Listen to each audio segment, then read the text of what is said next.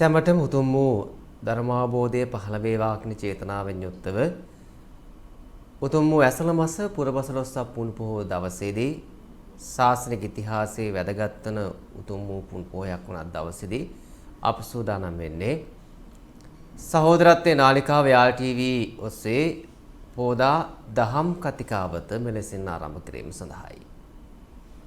අප භාග්‍යවත් වූ තුලෝගුරු ශාන්තිනායක සම්මා සම්බුදුරජාණන් වහන්සේගේ ජීවිතය තුළ වැදගත් වූ කරුණු කාරණාවන් රැසක් සිදු වුණු උත්තරීතර පුන් පොහෝ දිනයක් විදියටයි ඇසළ මාස පුරපසළොස්වක පුන් පොහෝ දිනය අපට සඳහන් කරන්නට හැකියාවක් තිබෙන්නේ.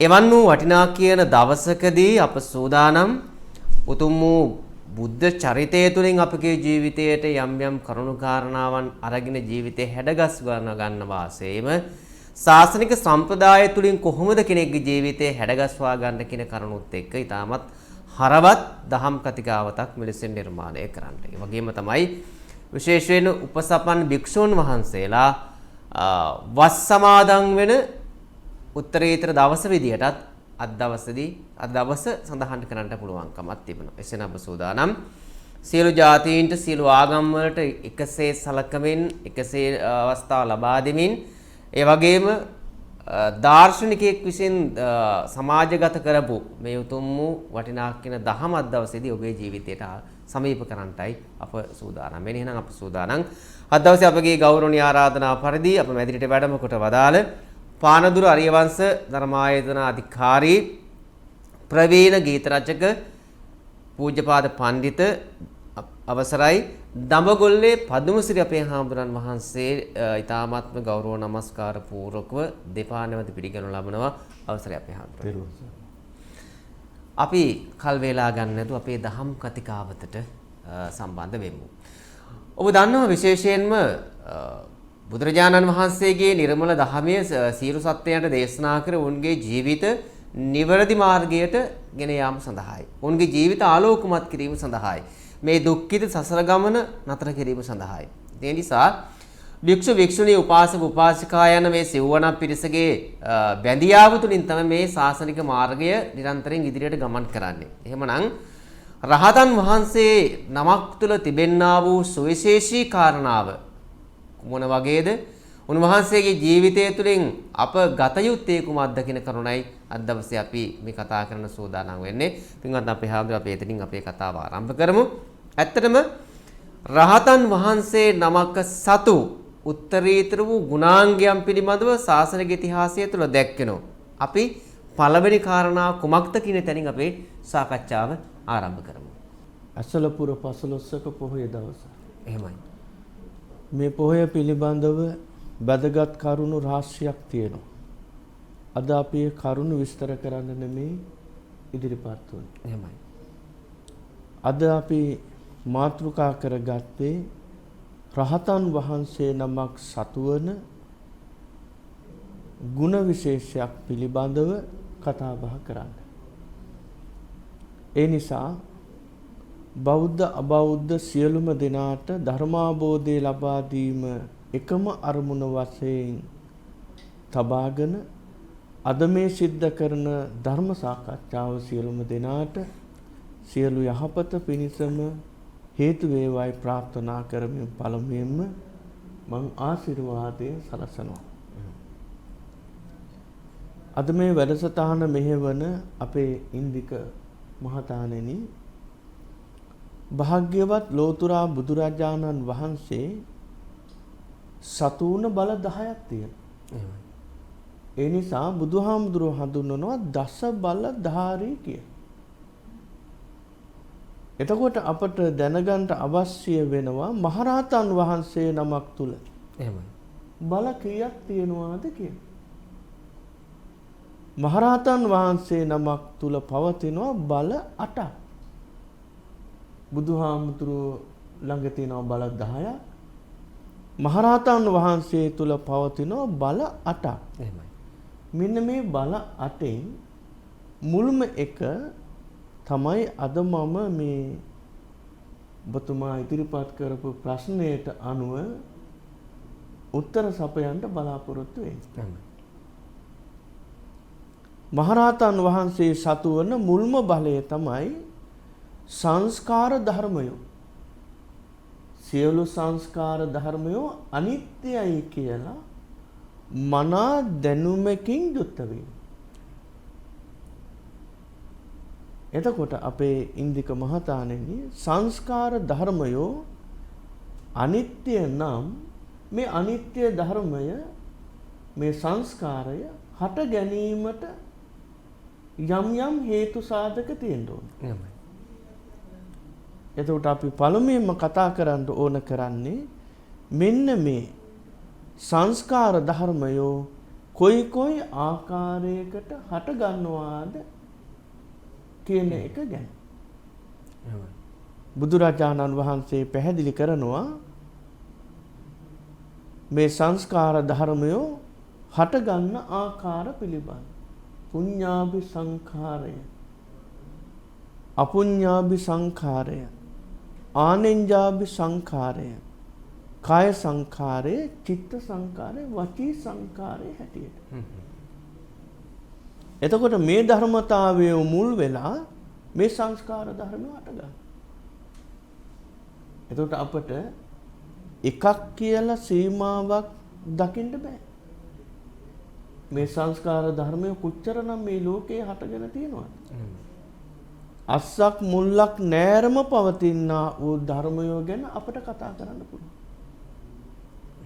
එතකොට බලන්න බුදුරජාණන් වහන්සේගේ ශ්‍රාවකයෝ හැටියට වැඩ හිටපු වැඩ ඉන්න අනාගතේ පහළ වෙන මේ රහතන් වහන්සේ නම තුල පවතිනා වූ බල අතරත මේ මුල්ම බලය කොච්චරනම් වැදගත්ද කියන්නේ. ඔබතුමාට මොකද හිතෙන්නේ මේ පිළිබඳව? මම හිතන්නේ අපි දැන් කතා කරත් එක්ක රහතන් වහන්සේ නමක තුල සතුවන ඒ උතුම් වූ බලයන්. ඉතින් කෙනෙකු බෞද්ධයන් වශයෙන් අපි විශේෂයෙන්ම බලාපොරොත්තු වෙන්නේ මේ සසරෙන් එතර වෙන්නට. දැන් මේ නිවන් මාර්ගය පසක් කරගන්නට අපි හැමෝම උත්සාහ දරන්නේ. සහ අපි ආගම් ભેදයක් අරගෙන නැතුව බැලුවොත් අපි හැමෝම කැමති මේ දුකක් නැතුව ජීවත් වෙන්න. එතකොට සියලු සංස්කාර ධර්මයන් අනිත්‍යයි කියන කාරණාව මෙහර ඉස්මතු කරා. ඇත්තටම සියලු සංස්කාර ධර්මයන් අනිත්‍යයි කියන කාරණාව අවබෝධ කර ගැනීම සඳහා පෘථග්ජනයන් වශයෙන් අපි හිත දියුණු කරගත යුතුයි. ඒකට කොහොමද අපි මාවත සකස් කරගන්නේ? බුදුරජාණන් වහන්සේ ළඟට ඇතැම් භික්ෂූන් වහන්සේලා වැඩම කළා කමඨහන් ලබා ගන්න. එහෙමයි. බුදුහාමුදුරුවෝ බොහොම පැහැදිලිව භික්ෂූන් වහන්සේලාට උපදෙස් දෙනවා මේ ලබා ගන්න කමඨහන මනවින් ප්‍රගුණ කරගන්න. එහෙමයි. එතකොට බුදුහාමුදුරුවෝ එක් අවස්ථාවකදී පැහැදිලි කරනවා අපේ ඉන්දික මහතාණෙනි මේ ධර්ම සාකච්ඡාව අහන පින්වතුනි ඔබත් ඇතැම් වෙලාවට මේ කියන්නා වූ අදහසට ඔබගේ සිත එකඟ කරගන්න. එවිට ඔබට පුළුවන් මේ මොහොතේම ඔබටත් යම්කිසි මේ ධර්ම සාකච්ඡාව ඇසීම තුළින් හොඳ සතුටක්, හොඳ සැපයක්, හොඳ පුණ්‍ය ධර්මයක් අත්පත් කරගන්න. එහෙමයි. බුදුහාමුදුරුවෝ දේශනා කරනවා මහණෙනි අතීතය අමතක කරන්න. අතීතය ගත්තොත් ඉන්දික මහතාණෙනි මොන වගේ දෙයක්ද අපට සිහිපත් වෙන්නේ? එහෙමයි. එක්කෝ අපි අතීතයේ මේ ආත්මවල ඉපදිලා ඇති. එතකොට අපි බොහොම සැපවන්ත හෝ දුක් ඇති ජීවිත ලබාගෙන ඇති. එහෙමත් නැත්නම් අපට හිතෙනවා දැන් අපේ ජීවිතේට කිසිම දෙයක් අඩුවක් නැහැ. එහෙනම් පෙර කරපු පින් බලයෙන් අපට මේ ආත්මේ සම්පත් ලැබුණා. හැමදේම ලැබුණා. එතකොට අතීතය අමතක කරන්න කියන්නේ වර්තමානයේ හට ගැනීමට හේතුකාරක වන වස්තු බීජ සියල්ලම නැති කළා කියන එක.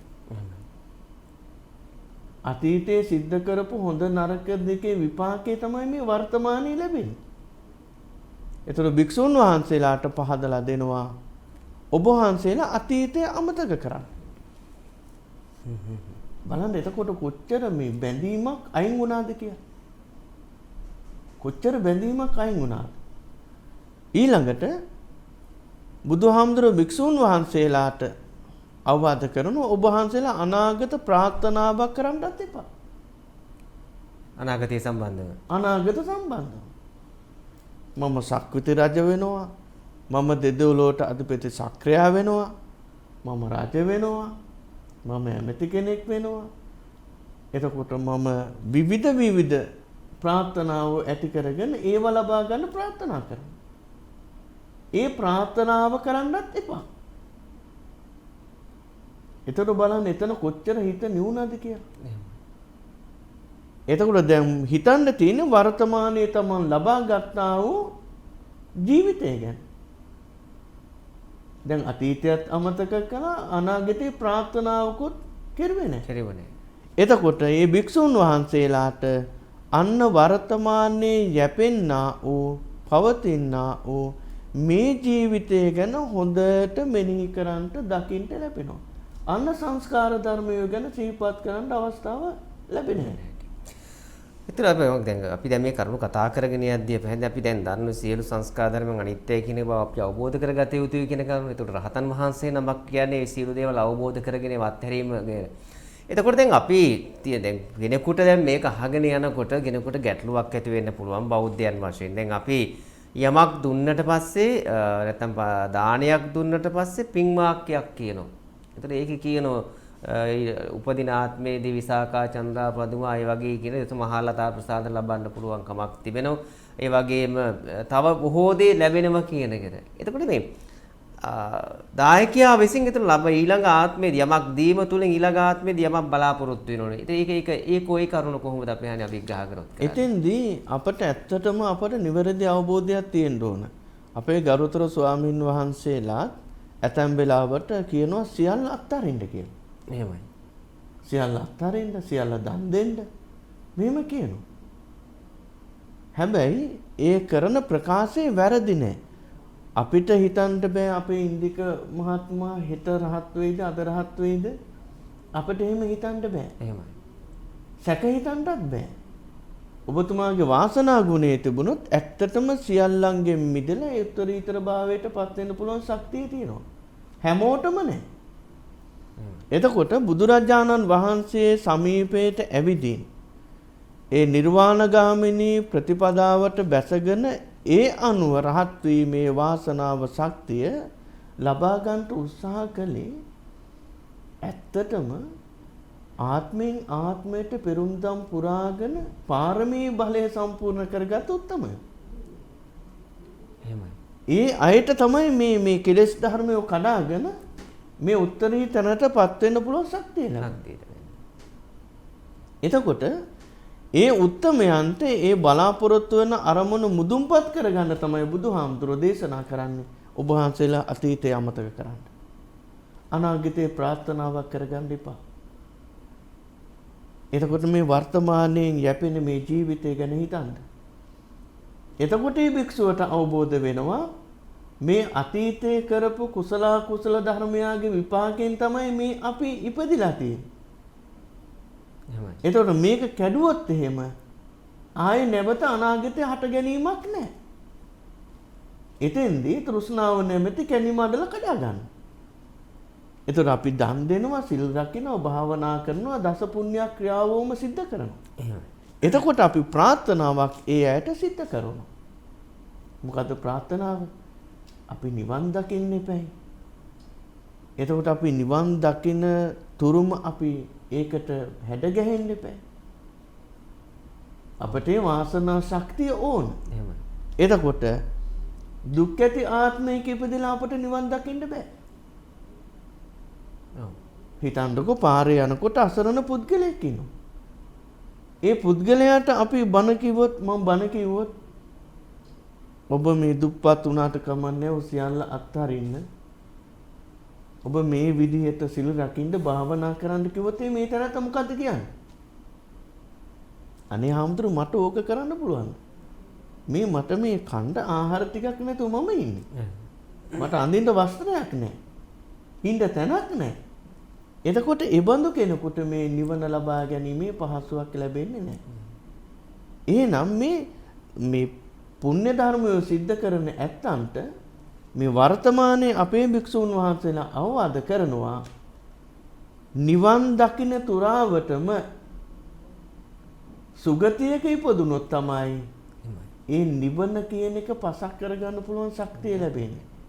ඒ නිසාම දන් දීලා අවසානයේදී ඒ අයගේ යහපත් සිතවිල්ල තව තවත් පෝෂණය වීම උදෙසා ඒ අයට උපදෙස් දෙනවා අවවාද කරනවා ඔබලා මෙන්න මේ විදියට පිළිපැදිය යුතුයි කියලා.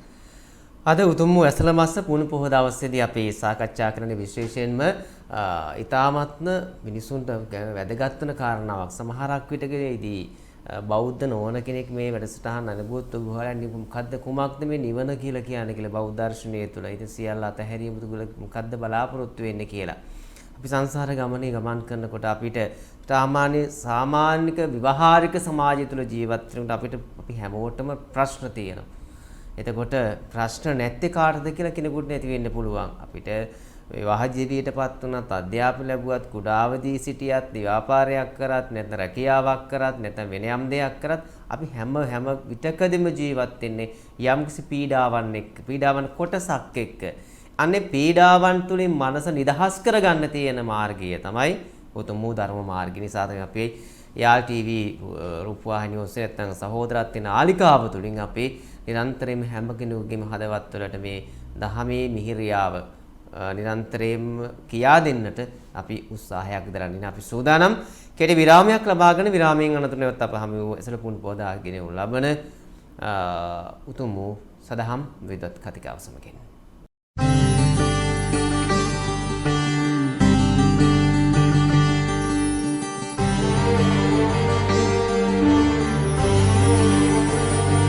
විරාමයෙන් අනතුරු නැවතත් අප ඔබ හා එක්වන්නේ යාල් රූපවාහිනිය ඔස්සේ ගෙන ලබන පෝදා සදහම් වෙද්වත් කතිකාව. යාල් ටීවී කියන්නේ නිරන්තරයෙන් සහෝදරත්වයේ නාලිකාව. විශේෂයෙන්ම අපි අද මේ උතුම් වූ ඇසළ පුණු පොහොය දවසේදී මේ සදහම් වෙද්වත් කතිකාව තුලින් කතා බහ කරන රහතන් වහන්සේ තුලින් තිබෙනා වූ ගුණ ලක්ෂණ සහ ඒවායින් අපේ ජීවිතය හදාගන්න අපි ගත යුත්තේ කවරක්ද කියන කරුණ ඉතින් අපි මේ කරුණු කතා බහ කරන්නේ. පූජ්‍යපාද පඬිත දමගොල්ලේ පදුන්සිරි පඬිත හාමුදුරුවන් එක්ක විශේෂයෙන් උන්වහන්සේ මේ දහම මිනිස්සුන්ගේ හදවත් වලට යා කරන්නට විදූ ශ්‍රේෂ්ඨයන් ඔස්සේ ගීත කලාවන් ඔස්සේ ගීත රචනා කරන ගීතයන් ඔස්සේ සහ ධර්ම දේශනාවන් ඔස්සේ පතපුත් තුලින් මේ දහම මිනිස්සුන්ගේ හදවත් වලට සමීප කරන්න උත්සාහ ගන්න ස්වාමීන් වහන්සේ නමක්. අපි කතා බහ කර විශේෂයෙන්ම මේ අපි අතහැරීම තුල අපි යමක් ප්‍රාර්ථනා කිරීම තුල අපිට සිදුවන්නේ කුමක්ද කියන කරුණ සම්බන්ධව. එතකොට මේ ඔබ දන්නවා මේ අපි දැන් අපි හරු සංස්කාර ධර්මයන් කියන්නේ කුමක්ද කියන කරුණ පැහැදිලි කර. ඇත්තටම මේ සංස්කාර ධර්මයන්ගේ හට ගැනීම කියලා කිව්වට පස්සේ සමහරක් විට වෙනත් ආගමක කෙනෙක් නෙමෙයි අපි බෞද්ධයවත් සමහරක් විට දන්නේ මොකද්ද මේ සංස්කාර ධර්මයන්ගේ හට ගැනීමක් කියන කුමක්ද කියලා. ඇත්ත මොකද්ද මේ අපි හැම හාමුදුරනෙම විග්‍රහ කරන දේශනා කරන මේ සංස්කාර ධර්මයන් හට ගන්නවා ඇති වෙනවා නැති වෙනවා මේ කුමක්ද මේ සංස්කාර ධර්මයන් හට ගන්නවා කියලා කියන්නේ කොහොමද එහෙම දේවල් ඇති වෙන්නේ? ඇත්තටම හේතුඵල ධර්මතාවය බුදුරජාණන් වහන්සේ දේශනා කළා තියෙනවා. ඒ දේශනා කරපු හේතුඵල ධර්ම අනුව කල්පනා කරනකොට මේ බුද්ධිමත් නැනවත් ඒ වගේම මේ අඥාන ස්වභාවයෙන් යුක්ත ඕනෑම කෙනෙක් යම් කිසි දෙයක් සිද්ධ කරනවා නම් ඒ සිද්ධ කිරීම තුළින් හටගන්නේ කර්මය කියලා අපි කර්මය කියලා සඳහන් කරමු. එතකොට මේ විදිහට කර්ම සිද්ධ වන්නා වූ අවස්ථා කීපයක් තියෙනවා. එකක් තමයි පුඤ්ඤාභිසංඛාරය. පින් දහම් සිද්ධ කිරීම තුළින් අත්පත් වන්නා වූ සංස්කාර ධර්ම. අපි උදාහරණයක් ලෙස ගත්තොත් භාග්‍යවත් ලෝතුරා බුදුරජාණන් වහන්සේට සම කරන්න පුළුවන් කෙනෙක් මේ ලෝකේ තවත් නැහැ. එතකොට බුදුරජාණන් වහන්සේ ආත්මයෙන් ආත්මයට සිද්ධ කරපු පාරමී බලය නිසා මහා පුණ්‍යවන්ත වුණා. හැබැයි පුණ්‍යවන්තකමට ලැබුණා ඕ ශරීරය සංස්කාර ගොඩක්. එතකොට අර සිද්ධ කරපු පාරමී බලයෙන් ලැබුණා ඕ දේ තමයි ඒ. ඒක පුඤ්ඤාභිසංඛාරය කියලා අපිට ඒව හඳුන්වන්න පුළුවන්. එතකොට මේ ලෝකේ යම් කිසි පින්වතෙක් ඉන්නවද? ඒ අයත් මේ පුඤ්ඤාභි සංස්කාරය නිසාම හටගත්තු අය. හොඳයි එහෙම හටගත්තා කියලා. කැඩෙන්නේ, බිඳෙන්නේ, වෙනස් වෙන ස්වභාවයටපත් නොවි ඉන්නවද? නැහැ. ඕනෑ තරම් කැඩෙනවා, බිඳෙනවා, වෙනස් වෙනවා, විනාශයටපත් වෙනවා. එතකොට අර මේ රහතන් වහන්සේගේ අර බල අටේ මුල්ම එකනේ සංස්කාර ධර්මය අනිත්‍යයි කියලා මෙනෙහි කිරීම. එහෙමයි. එතකොට බලන්න අපි ඒ ගැනත් පොඩ්ඩක් කතා කරන්න ඕනේ, නැත්නම් අපි මාතෘකාවෙන් පිට ගියා වෙනවා. අපි සංස්කාර ධර්මය අනිත්‍යයි කියලා වටහා ගන්නකොටම අපි මොන වගේ අවස්ථාවක්ද අපි ඒක පාදක කරගන්නේ? අපි සාමාන්‍යයෙන් කෙනෙක් මරණයටපත් වුණා කියනකොට අපි තිගැස්සෙනවා. පොඩි බියක් ඇති වෙනවා. හිත සසල වීමක් ඇති සසල වෙනවා. එහෙමයි. එතකොට අපි මේ තනත්තාගේ මృత ශරීරය ළඟට ගියන් පස්සේ අපට මොකද හිතෙන්නේ? ජීවිතය අනිත්‍යයි කියලා අපි හිතනවා. ඇතැම් වෙලාවට මගේ ජීවිතයත් අනිත්‍යයි කියලා හිතනවා. ඔච්චරයි. එහෙමයි. එතකොට මේ බාහිර ලෝකයේ පිළිබඳව පවතින ඕ සජීවී අජීවී වස්තුන් ගැන අපට එච්චර තැකීමක් ඇති වෙන්නේ නැහැ. එහෙම හිතනවද? එහෙමයි. දැන් අපි කියමුකෝ අපේ ගෙදර කෙනෙක් නැති වුණායි කියලා. එහෙමයි. අපි හිතනවාද අර මල කඳ දිහා බලලා අනේ මේ සියලුම දේ මේ තත්වයටපත් වෙනවා කියලා? අපට එහෙම හිතීමක් ඇති වෙන්නේ නැහැ. නෑ. අන්න අපේ සිතේ තියෙන අඩුව. එතකොට මහරහතන් වහන්සේ නමකගේ සිතක් තුළ ඒ බඳු අඩුවක් නැහැ. ඔබතුමාට මතක ඇති බුදුහාමුදුරුවෝ අනන්ත සක්වල ආඥා තේජස පතුරවම ඉන්න ප්‍රථම ධර්ම දේශනාව සිද්ධ කළේ. ධම්සක් පැවතුම් සූත්‍ර දේශනාව. ධම්සක් පැවතුම් සූත්‍ර දේශනාව. එහෙමයි. එතකොට සත්වයෝ කොච්චර ලෝකවල වල ජීවත් වෙනවද? දොර හිතන්න සැප ඇති ලෝක හෝ දුක් ඇති ලෝක කොච්චර තියෙනවද කියලා හිතන්න. එහෙමයි. එතකොට මේ අස්සක් මුල්ලක් නෑරම පවතිනා ඌ මේ සියලුම දේ ඒකාන්තයෙන්ම අනිත්‍යයි කියන අවබෝධය මහරහතන් වහන්සේ ලබාගෙන තියෙනවා. එතකොට මේ කාරණාව අපට ලොකුවට මේ සාකච්ඡා කරන්න පුළුවන්. බොහොම පුළුල් ලෙස සාකච්ඡා කරන්න පුළුවන්. අපිට මේක විනාඩියෙන් දෙකකින් කතා කරලා ඉවර කරන්න පුළුවන් කමක් නැහැ. බොහෝ හේතු සාධක දක්වන්න පුළුවන්. හේතුව තමයි මේ සාකච්ඡාව ශ්‍රවණය කරන පින්වත් ඔබට සුළු සුළු වශයෙන් හෝ ගැටලු ඇති වෙන්න පුළුවන්. දැන් මේ කරුණට කොහොමද උත්තරේ කියන්නේ? නමුත් අපට එකින් එකට පහදලා දෙන්නකොට ලොකු වෙලාවක් යනවා අපේ ඉන්දික මහත්තයෝ. ඒ නිසා මේ සංස්කාර ධර්මය හට ගැනීම පිළිබඳව අපි යම් කිසි අවබෝධයක් ලබා ගන්නවා නම් ඒක ඇත්තටම වැදගත් වෙනවා.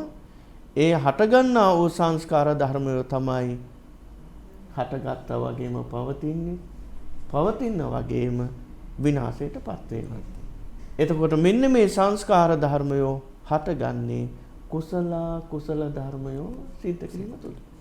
දැන් අපි හරියට එතකොට දැන් මේක අහගෙන ඉන්න කෙනෙකුට හිතයි මේ බුදුදහම කියලා නැත්නම් බෞද්ධ දර්ශනය කියලා කියන්නේ අනිත්‍ය පිළිබඳවම කතා කරන දර්ශනයක් කියලා. නැත්නම් ජීවිතේ අපි ලෞකික ජීවිතයක් ගත කරන අය ගිහියන් වශයෙන් ගිහියන්ට සැප විඳීමේ අයිතියක් නැද්ද කියලා. නැත්නම් දැන් මේ අපේ සමාජයේ ලෞකික සමාජය තුළ අපි සැප තියෙන අපි සැප කියලා අපේක්ෂා කරන කොටසක් තියෙනනේ.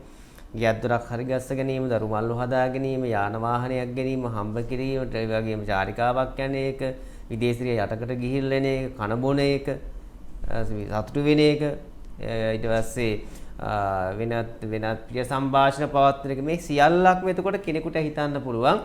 ඒතර ගිහියට අයිතියක් තියෙන මේව කරන්න කියලා. හැබැයි බෞද්ධ දර්ශනය තුළ මේ සියල්ල අනිත්‍යයි කීම තුළ ගිහියට අයිතියක් නැද්ද මේ නිදහසක් මුක්ති විඳින්න කියලා. මේක නිවනට බාධාවක්ද, නිවීමට බාධාවක්ද, සසර ඊතරමිට බාධාවක්ද කියලා. එහෙම කෙනෙක් ඇහුවොත් මොන වගේ පිළිතුරක්ද අපිට සපයන්න පුළුවන්? එතන තියෙන්නේ බුදුදහම තියෙන්නේ කාමභෝගී ජීවිතයකට නැඹුරු වීමේ ලක්ෂණයක් නෙමෙයි. බුදුදහමෙන් ඇත්තටම පහදලා තියෙන්නේ මේ ජීවිතේ නිවා ගැනීමේ මාර්ගයමයි. එතකොට ඕනෑම කෙනෙකුට කම්සප විඳින්න පුළුවන්. බුදුහාමුදුරුවෝ තහනම් කරලා නැහැ. හැබැයි අපට එකම එක ලක්ෂණයකින් ඒ බව තේරුම් ගන්න පුළුවන්. බුදුරජාණන් වහන්සේට ගුණ 9ක් තියෙනවා. ඒ ගුණ 9 අතරේ තියෙනවා සත්තා දේව මනුස්සානං කියලා ගුණයක්. දැන් බුදුහාමුදුරුවෝ මේ බුද්ධත්වයේ ලබා ගත්තේ එකම අරමුණක් ඇතුවනේ. පාරමී පිරුවෙත් ඒ අරමුණ ඇතුවමයි. මොකද ඒ අරමුණ මම ඔබතුමා අහපු මේ ප්‍රශ්නෙට මේ පිළිතුර දෙන්නේ දැන්. නහි සීලවතං හෝති uppajjanti තථාගතං. අට්ඨකරාතීනි පදා සම්බුත්තේන ප්‍රකාශිතා. බුදු කෙනෙක් විශේෂයෙන්ම ලෝකේ පහළ වෙන්නේ ලෝකයා සිල්වන්ත කරවීම උදෙසාම නෙමෙයි.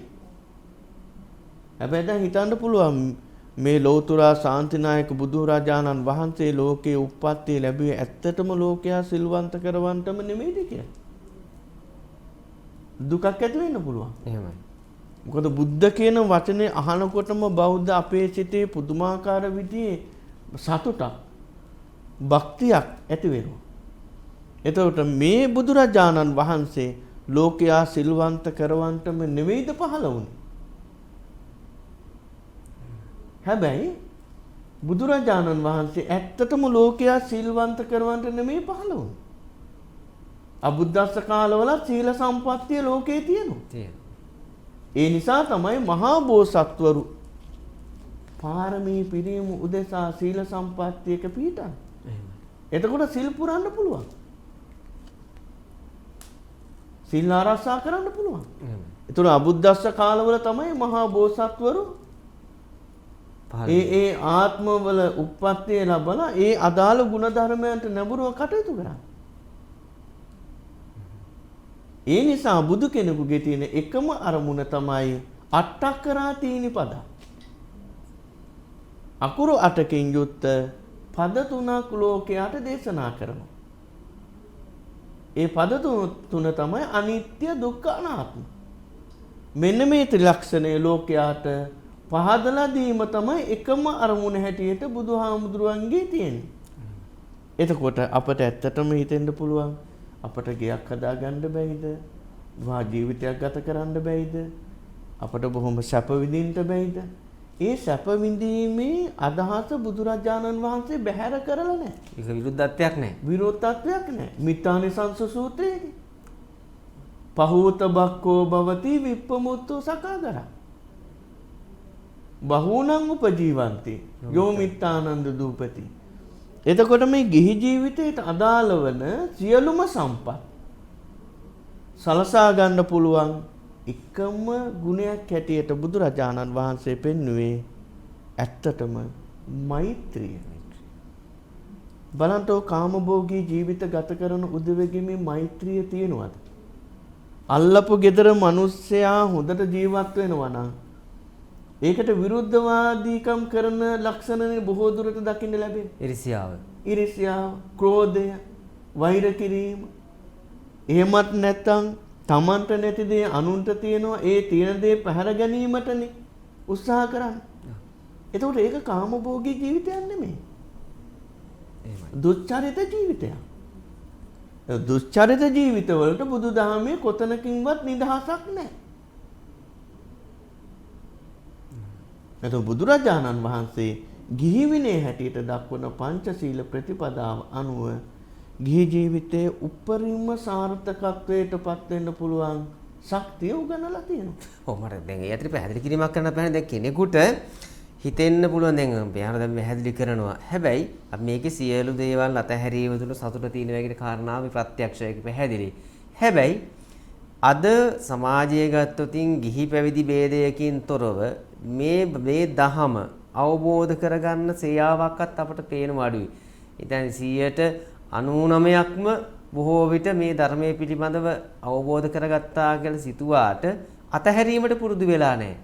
ඇයි අතහරින්න බැරි උස පුරුදු වෙන්නේ නැත්තේ? හේතුව මොකද්ද?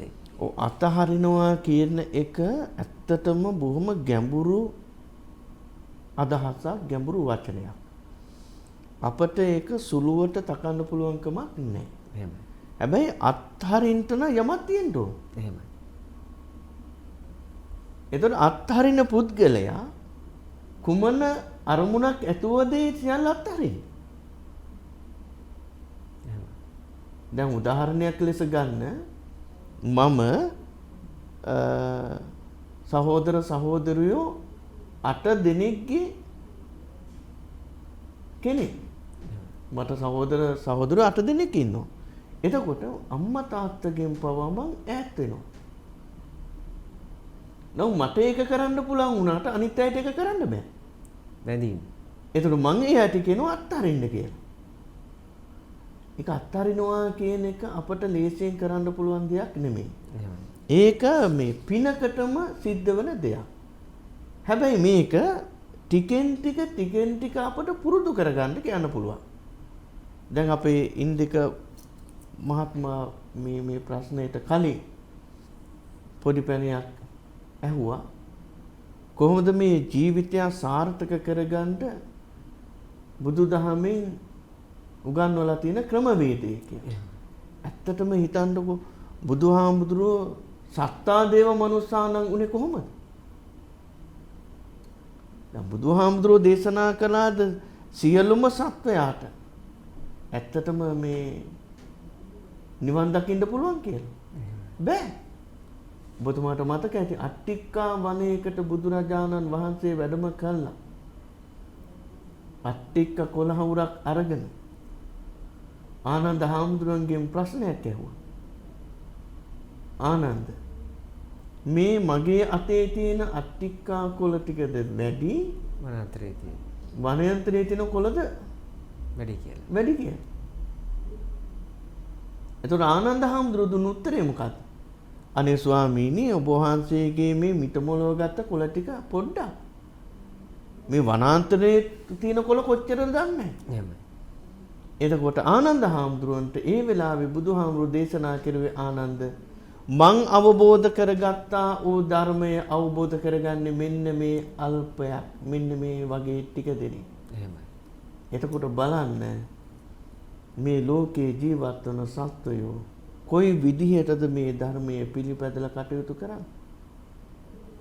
එතකොට මේ අත්හරිනවා කියන එක ලේසි නෑ. හැබැයි එක දෙයක් අපට පුරුදු පුහුණු කරන්න පුළුවන්. මෙලව ජීවිතේ සපවත් කරගන්න මුල පුරන්න. එතකොට ඒ අය මෙලව සම්පත් වලට කැමති. දුක් වලට අකමැති. ඒ හින්දා සිල් ගන්නවා, දන් දෙනවා, භාවනා කරනවා, දස පුණ්‍ය ක්‍රියාව සිද්ධ කරනවා. එතකොට මැරිලා ගිහලා දුගති උප්පත්ති ලබන්න කැමතිද? නැහැ. ඇයි දුගති උප්පත්ති ලබන්න අකමැති? නැවත ආත්මයක් නිසා. මහා දුක් ගොඩකටපත් වෙනවා. එතකොට මරණයටපත් වෙලා සුගති උප්පත්තියට ලබන්න ලැබුණොත් ඒකට කැමතියි. ඒකට කැමතියි. එතකොට බලන්න බුදුරජාණන් වහන්සේ මේ ලෞකික සම්පත් ප්‍රතික්ෂේප කරලා නැහැ. නිවන් දකින්නතුරුම සුගතියෙන් සුගතිය උප්පත්ති ලබන්න පුළුවන් නම් ඒක උතුම් භාග්‍යයක් ඇටියට බුදුහාමුදුරුවෝ දේශනා කළා. හොඳයි අපි තවත් බොහෝ දේ කතා කරන්න අපි තව සූදානම් තවත් අපේ පොදා දහම් සාකච්ඡාව තුළින් තවත් කෙටි විරාමයක් ලබා ගන්න. අපි අර පැහැදිලි කරපු කාරණාව ඉතාමත් වැදගත්. විශේෂයෙන් අපි හැපි මේ ලෝකෙ කිසි කෙනෙක් කැමති නැහැ දුක් විඳින. අපි හැමෝම සැප විඳින කැමති. මරණින් මතු ආත්මයක් තිබෙනවා කියන විශ්වාස කරන කොට්ටාශයක් විදියට විශේෂයෙන්ම බෞද්ධයන් විදියට මරණින් මතු අපි සිදු කරන කුසල අකුසල කර්මයන් අනුව අපේ ජීවිතය තීරණය වෙනවා කියන විශ්වාසයමත් තමයි අපි කටයුතු කරන්නේ. නිසා තමයි අපි මෙලොව යහපත්ව ජීවත් වෙන්න කියන මේ කරුණ අවබෝධ කරලා තියෙන්නේ. අපි මෙලොව හොඳින් ජීවත් වෙනවා කියලා කියන්නේ අපි මෙලොව අපි අනුන්ට කරදරයක් නොකර ධර්මානුකූල ප්‍රතිපදාවන් ඔස්සේ ජීවත් වෙනවා කියන අපේ ජීවිතයේ පරලෝක ජීවිතය පිළිබඳව අපිට බය වෙන දෙයක් නැහැ. ඒ නිසා දහම තුළින් තමයි ජීවිතය හදාගන්න පුළුවන්කමක් තිබෙන්නේ. දහම අවබෝධ කර ගැනීමෙන් තමයි අත්හැරීම පුරුදු කරන්න හැකියාවක් තියෙන කියන කරුණ තමයි අපේ ගෞරවනීය පඬිත හඳුනන මහත්සේ විග්‍රහ කරේ. අප සූදානම් තව කෙටි විරාමයක් ලබා ගන්න. විරාමයෙන් අනතුරු නැවත අප හමුවෙමු සහෝදරත්වයේ නාලිකාව යාල් ටීවී ඔස්සේ ගෙනු ලබන ඇසළ පුන් පොදා සදහම් විද්වත් කතිකාව සමග.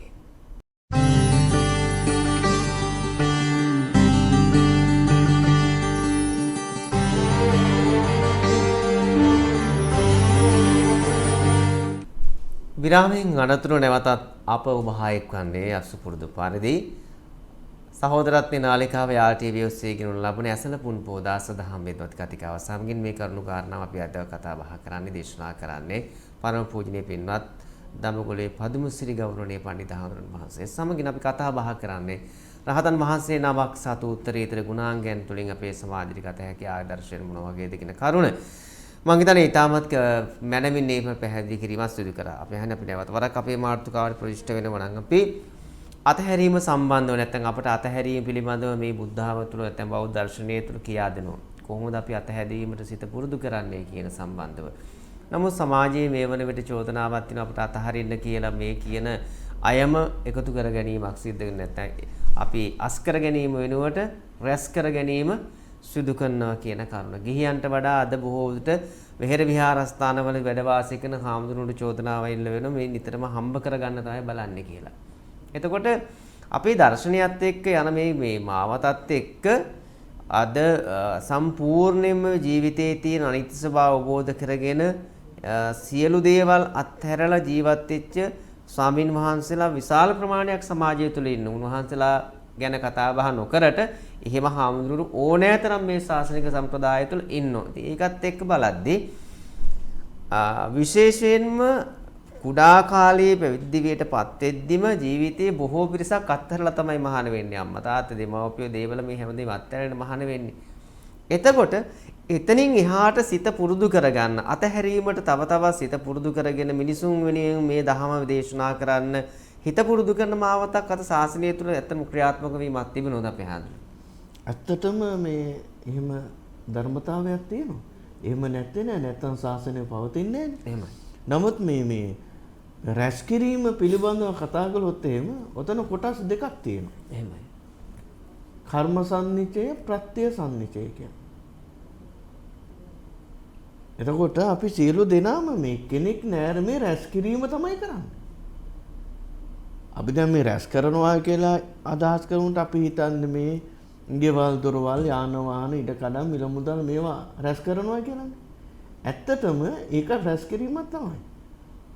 එහෙම වුණාට බුදුහාමුදුරෝ දේශනා කරනවා මේ රැස් කිරීම කොටස් දෙකකින් යුක්තයි කියන්නේ. එකක් තමයි කර්ම සම්නිචය. මේක තමයි ඇත්තටම භයානකම රැස් කිරීම.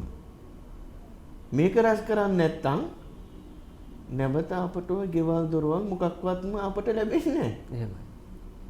එතකොට මේ චෝදනාව කරන අය වෙතොත් ඇත්තටම ඒ අයට මන අවබෝධයක් නැහැ කියලා තමයි මට කියන්න තියෙන්නේ.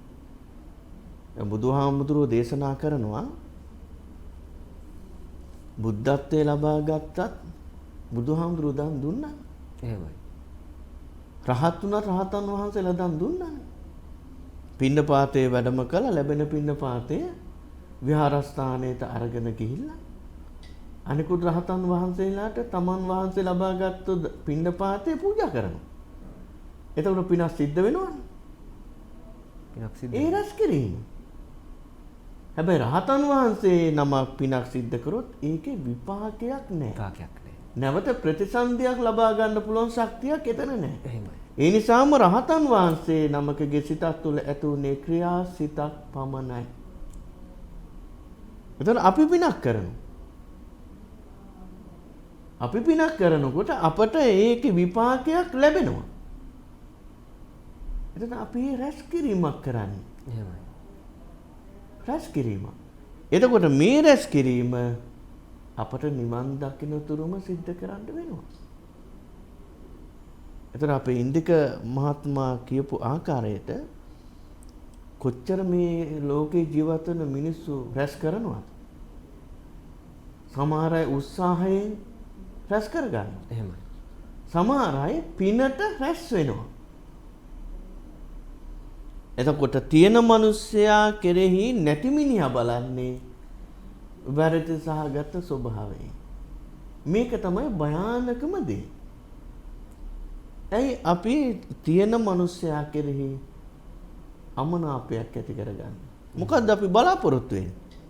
ඒ තැනත්තා උත්සාහයෙන් ඒවා ආරක්ෂා කරගත්තා නම් ලබා ගත්තා නම් ඒ තැනත්තා කරපු පිනතේ සම්පත් ලැබුණා නම් ඇයි අපි ඒ තැනත්තාට මේ ඉරිසියාවක් ක්‍රෝධයක් අපි දක්වන්නේ? අපිට කියන්න බෑ ඒ තැනත්තාගේ තණ්හාව තියෙනවා කියන්නේ. මේ තැනත් ඒ මනුස්සයා කිසිම දෙයක් නොදී ඉන්න පුළුවන්. හැබැයි අවශ්‍ය ප්‍රමාණයට ඒ තැනත්ත දෙනවා වෙන්නත් පුළුවන්. හැබැයි අපිට කියන්න බෑ මේ තැනත්ත තණ්හා අධිකයි මේ තැනත්ත වස්තු ඒක රාශි කරගෙන තියාගෙන ඉන්නවා කාටවත් දෙන්නේ නැහැ කියලා අපිට කියන්න බෑ. හැබැයි එහෙම නොදැන මිනිස්සුත් ඉන්නවා. එතකොට මෙතන තියෙන එකම ගැටලුව තමයි තමන් කවුද කියලා තමන් අවබෝධ කරගෙන නොතිබීම. දැන් තවත් කෙනෙක් මුදල් ඒක රාශි කරනවා මුදල් තැන්පත් කර ගන්නවා ඉඩ කඩම් ගන්නවා. දැන් අපිට ඒක ගැටලුවක් කරගත යුතු නැහැ. එහෙමයි. ඇත්තටම අපිට ගැටලුවක් නැහැ. දැන් අපි මොකද්ද කළ යුත්තේ? අපි දන්නවා අපි කවුද කියලා. දැන් ඉන්දික මහත්තයාට අවබෝධ කරගන්න පුළුවන් ඉන්දික මහත්තයා කියන්නේ කවුද කියලා. මට පුළුවන් දඹගොල්ලේ පදුමසිරි හාමුදුරුවෝ කවුද කියලා දැනගන්න. එහෙමයි. එතකොට මන් ළඟ කෝටි ප්‍රකෝටි ගණන් තියෙනවා කියන්නකො. මම ඒක රාශි කරගෙන තියාගන්නවා කියන්නකො. හැබැයි මට තියෙනවා නම් මම ওই දුප්පත් මිනිස්සුන්ට ඉඩම් ටිකක් අරගෙන ගෙවල් ටිකක් හදලා දෙනවා. එතකොට අපේ මේ අසරණ පන්සල් තියෙනවා. පන්සල් මන් දියුණු කරනවා. එතකොට අපේ පොඩි හාමුදුරුවරු ඉන්නවා. පොඩි හාමුදුරුවරුන්ට අවශ්‍ය පහසුකම් ටික සලස්වනවා. ඇත්තට මෙහෙම දෙයක් කරන්න තියෙනවා නම් මේ භික්ෂුවක් හැටියට මම බොහොම සන්තෝෂ වෙනවා. මොකද හේතුව මම ওই ධර්ම දේශනාවලට ගියපුවාම මම දැක්කා. එහෙමයි. මම ඔබතුමාට ඕන එක සිද්ධියක් කියන්න මම ඒ දේ කරගෙන යනවා දැන්. මං ගියා බණකට. මරදම් කඩවල කියන ප්‍රදේශේ. මේ ප්‍රදේශයට ගියපුවාම මට මේ අමුතු ලක්ෂණයක් තමයි දකින්න ලැබුණේ මං කියන්නම් ඒක. එතකොට අපේ මේ සාකච්ඡාව අහගෙන ඉන්න මේ පින්වත් පිරිසත් මේ දුෂ්කර පළාත්වල තියෙන සිද්ධාස්ථාන පිළිබඳ හොඳට හිතන්ට ඒ සිද්ධාස්ථාන වලට දායකත්වයේ ගන්න ඉදිරිපත් වෙන්න පුළුවන්. මම ධර්ම දේශනාවකට යනකොට ඇතැම් වෙලාවට ගෞරවපූර්වකව වාහනයකින් වැඩමගෙන යනවා. වැඩම කරගෙන යනවා. එහෙම නැත්නම් පෙරහැරක එක්කරගෙන යනවා. හැබැයි මං එදා අමුතු මේ අත්දැකීමකටපත් උනේ. එක නගරයකට ඇවිල්ලා තිබුණා බයිසිකලයක්. මේ බයිසිකලේ අරගෙන ඇවිල්ලා තින්නේ මාව වැඩම කරවගෙන යන. මං ගියේ බයිසිකලේ. පිටිපස්ස වාඩි වෙලා මං ගියා. යනකොට මාව එක් කරගෙන ගියපු අපේ මල්ලි කෙනෙක් මාත් එක්ක ගොඩාක් විස්තරයක් කිව්වා. මම බණට යනකොට අපේ පන්සලේ වැඩ හිටපු හාමුදුරුවන්ට එච්චර පහසුකම් නැහැ. ඇත්තම කියනවා නම් මේ දාන ටික වළඳන දානශාලාවක් නේ. වැසිකිලි කැසිකිලි පහසුකම් නැහැ. කිසිදු පහසුකමක් නැහැ. අනිත් ටික කියන්න ඕනේ නැහැ. මම හිතාගත්තා මම මේ හාමුදුරුවන්ට ලොකු උපකාරයක් කරනවා කියලා. එහෙමයි. හැබැයි අපේ හාමුදුරුවන්ට මම ඒක කිව්වේ නැහැ. මම කිව්වේ නැහැ. නෝ ධර්ම දේශනාව කළා. බොහොම ලස්සනට බණ ටික කිව්වා. හැම කෙනාම බණ ටික හොඳට ඇහුවා. පහවදා උදේ මම පිටත් වුණා පානුදුරට. හැබැයි ඇවිල්ලා මම වැඩි දවසක් ගත කෙරුවේ නැහැ. මගේ අදහස ඉෂ්ට කරගන්න පුළුවන් අවකාශය ලැබුණා. හදිස්සියම නොහිතපු විදිහට දායක මහත්තයෙක් මාව හම්බ වෙන්නේ. මේ දායක මහත්තයා ආරාධනාවකින් තොරව ආවත් ආපු ගමන් කතා කරේ වෙන දෙයක් නොහිතපු දෙයක්. අපේ හාමුදුරනේ මම මැරෙන්න පුළුවන්. මම මැරෙන්න පුළුවන්. හෙට අනිද්ද වෙනකොට. හැබැයි මට මුදල් ටිකක් තියෙනවා. මම මේ මුදල් ටික වැඩිහිටි නිවාසයකට මම බාර කරනවා. මරණින් පස්සේ ඒ අයට කැමති විදියට පින්කම් කරන්න කියලා. මං ඒ වෙලාවෙ ටිකක් සරතේ මහත්තයාට කතා කරා. ඉන්දැද්දි පින්කමක් කරනවා නම් Taman සතුටු වෙලා ඒ කරගත්තු දේ දැකලා අනුමෝදන් වෙලා මැරෙන්න පුළුවන්. හැබැයි මැරුණාන් පස්සේ කෙනෙක් පින කරන්නත් පුළුවන් නොකරන්නත් පුළුවන්. අපිට නියමයක් කරන්න පුළුවන් නෑ. මං කිව්වා අන්න අහවල් තැන සංඝාවාසයක් තියෙනවා. ඒ සංඝාවාසයේ හාමුදුරුවන්ට මෙන්න මේ අඩුපාඩු තියෙනවා. සංඝාවාසයක් හදලා දෙන්න. ඇත්තට මේ මහත්තයා ඉදිරිපත් වුණා. දැන් මේ සංඝාවාසයේ ඉදිකිරීම කටයුතු කරගෙන යනවා. එහෙමයි. හැබැයි දැන් මේ සංඝාවාසයේ අංග සම්පූර්ණ කරගන්න තවත් කෙනෙකුට දායකත්වයේ ගන්න පුළුවන් නම් ඒක ලොකු දෙයක්. මම මේ විදිහට ඇත්තටම අදහස් කරේ මම ධර්ම දේශනාවල් වලට වැඩම කරපුවාම ඒ ස්ථාන කොහොමද පවතින්නේ කියලා මම දකිනවා. එතකොට දැන් අපි මේ කතා කරේ මේ ඒකරාශී කිරීම පිළිබඳව රැස් කිරීම සම්බන්ධ. රැස් කිරීම පිළිබඳව. එතකොට අපේ ඉන්දික මහත්තයෝ අපට ඕන විදියට මේ වචන පාවිච්චි කරන්න බෑ. අදින්න පුබ්බ කළා හිටියා. එදා අදත් ඉන්නවා. හැබැයි මතුවටත් ඒ අය උපදිනවා. මට්ට කුණ්ඩලි වගේ අය එදාත් හිටියා. අදත් ඉන්නවා මතුවටත් උපදිනවා.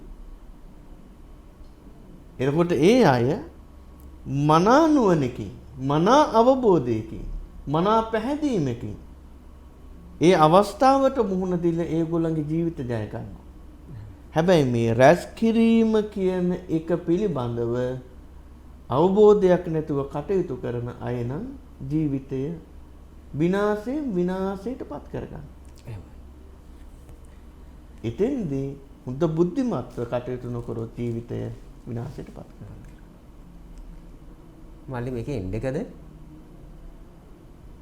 එන්ඩ් එකද යන්නේ මේ? එන්ඩ් එක. මේ අවසාන ප්‍රෝග්‍රෑම් නේ. අන්තිමට ගනේ. මේක ඉවර කරන්න නේ. හරි කට් කරන්න. මම හිතන්නේ අපි හාරු පෙන්눔 කරපු කාරණාවන් ඉතාමත් සමාජයට වැදගත් වෙනවා. ඒ නිසා අද අපි කතා බහ කරේ රහතන් වහන්සේ නමකගේ චරිත ලක්ෂණ තුලින් අපට ගන්න පුළුවන් සමාජ ආදර්ශය. විශේෂයෙන් පළවෙනි කාරණාව සම්බන්ධව තමයි අපි කතා කරේ. ඒ නිසා අපි බොහෝ දුරට අපි රැස් කිරීම හැර අත්හැරීම කියන කාරණාවට හුරු වෙනවා ආඩුයි. අපි යමක් දුන්නත් බොහෝ වෙලාවට නැවත යමක් අපේක්ෂාවෙන් තමයි කටයුත්ත සිද්ධ කරන්නේ. ඒ වගේම තමයි අපි යම්කිසි දුප්පත් මිනිස්සෙකුට යමක් දුන්නත් අපි උත්සාහයක් දරන එක ඒ තුලින් Tamanට ප්‍රසිද්ධියක් ලබා ගන්න. හැබැයි ඉතින්දී සමහරක් විටකදී මේක මුහුණු පොතේ හෝ නැත්නම් වෙන තැනක දැම්මයි කියන එක සමහරක් විට ඔහුගේ අරමුණ විය යුත්තේ ඒ දේශ බලාගෙන තවත් කෙනෙකුට ආදර්ශයක් අරගෙන දෙන්න වෙන්නත් පුළුවන්.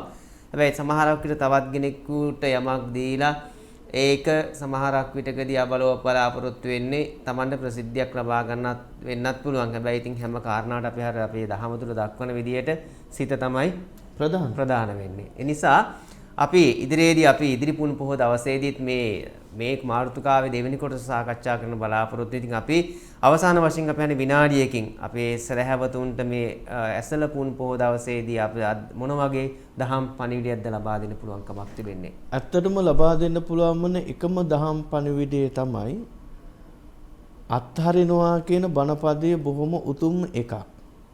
හැබැයි අපට තව මේ සංසාරේ ගමන් කරන්න තියෙනවා. අපි බෝසත් චරිතය පිළිබඳව මොහොතක් හිතලා බලලා ඒ අනුව ගන්න පුළුවන් දැනුමක් ලබාගෙන කටයුතු කරනවා බොහොම හොඳයි. බුදුහාමුදුරුවෝ බුද්ධත්වයේ පිණිස තෝරාගත්තේ පළමුවෙන්ම දීම. දන් දීම. එතකොට මේ අත්හැරීම තමයි ඒ සිද්ධ කළා තියෙන්නේ. ඔබත් පුළුවන් විදිහට මේ වචනයකට පමණ සීමා කරගන්නේ නැතුව කර්මය කර්මඵලයේ විශ්වාස කරගෙන දීම පුරුදු කරගන්න. දෙනකොට ලැබෙනවා. ඇතැම් වෙලාවට හිතන්න පුළුවන් මේකේ ලැබීම තෘෂ්ණාවක් කියලා. එහෙම හිතනවා නම් අඥානකමක්කේ. සම්පත් දැක්කහම ඇත්තටම ඉතින් තෘෂ්ණාවක් ඇති වෙනවා. නමුත් අපි යන්නේ මේ තෘෂ්ණාව ඇති කරගන්න නෙමෙයි. අපි දන් දෙන්න තෘෂ්ණාව වැඩි කරගන්නද? නෑ. තෘෂ්ණාව දුරු කරගන්න. එතකොට තෘෂ්ණාව දුරු කරගන්න පුළුවන් දෙනකොට ලැබෙනවා. ලැබෙන දේ නැවත දෙන්න පුළුවන්. අත්හරින්න පුළුවන්. එතකොට එකම එක දෙයයි පින්වත් ඔබට මම මතක් කරන්නේ මනා අවබෝධයකින් යුක්තව ධර්මයේ හැසිරෙන්න. එවිට ඔබට පුළුවන් ඔබගේ ජීවිතය සාර්ථක කරගන්න. අද දවසේ අපි සහෝදරත්ව නාලිකාව යාල් ටීවී ඔස්සේ ගෙනවන පොදා දහම් සාකච්ඡාවන් ලෙසින් නිමාටපත් කිරීම සඳහායි සෝදානම් වෙන්නේ. ඔබ දන්නවා හැමදාමත් මේ සමාජයේ සියලු ජාතීන්ට එක වගේ ආදරය කරන ඒ වගේම හැමෝටම සමලෙස ජීවත් වෙන්න කඩක් තියෙන රටක් තමයි ශ්‍රී ලංකාව කියලා කියන්නේ. අපි නිරන්තරයෙන්ම අපි සිංහල ජාතියක් විදියට කවදාවත් තවත් බෞද්ධයන් විදියට තවත් කෙනෙක්ව එලා දකින්න ගියේ නැහැ. ඒ නිසා තමයි අපි හැමදාමත් මේ සහෝදරත්වය තුලින් ඒ බැඳියාව තුලින් ජීවත් වෙන නිසා තමයි අපි හැමෝටම ගත යුතු ආදර්ශමත් ආකාරයට මේ දහම් සාකච්ඡාව නිරන්තරයෙන් සිදු කරමින් අද උතුම් වූ ඇසළ පුර වසලස්වක් වුන් පොහොය දවස වෙහෙර විහාරස්ථානවල බොහොම කාර්යබහුල දවසක් විශේෂයෙන්ම උපසමන භික්ෂුන් වහන්සේලා පෙහෙවස් සමාදන් වන දවස. ඉතින් ඒ නිසා ඒ වගේම තමයි රට තුළ පවතින මේ කොවිඩ් වසංගතය යම් තරමක් දුරට පහ වීගෙන යන අවස්ථාවකදී පින්වතුන් නැවත බරක් පින්දහම් සිදු කරන්නට උත්සාහ ගන්න වෙහෙර විහාරස්ථානවලට යම් අයුරකින්